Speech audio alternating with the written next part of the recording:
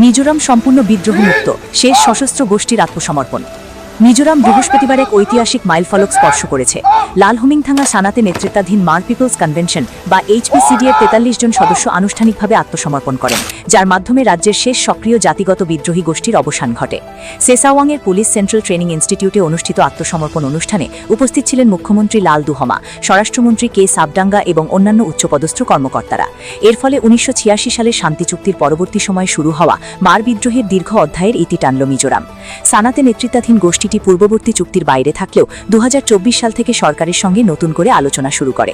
4 দফা বৈঠকের পর অবশেষে একটি শান্তি চুক্তি স্বাক্ষরিত হয়, যার পরিণতিতে বৃহস্পতিবার আনুষ্ঠানিক আত্মসমর্পণ সম্পন্ন হয়।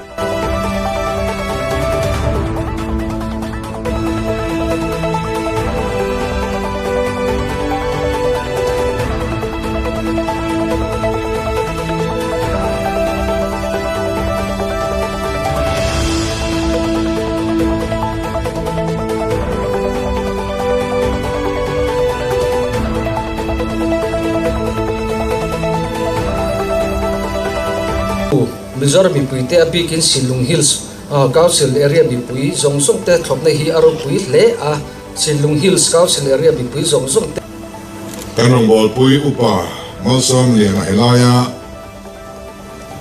Commandant General Anilai Khan Pathia tak tele Boina remna kan siam pui uming tele anaw te ho zongsong te Tin Silong Development Council akan try to te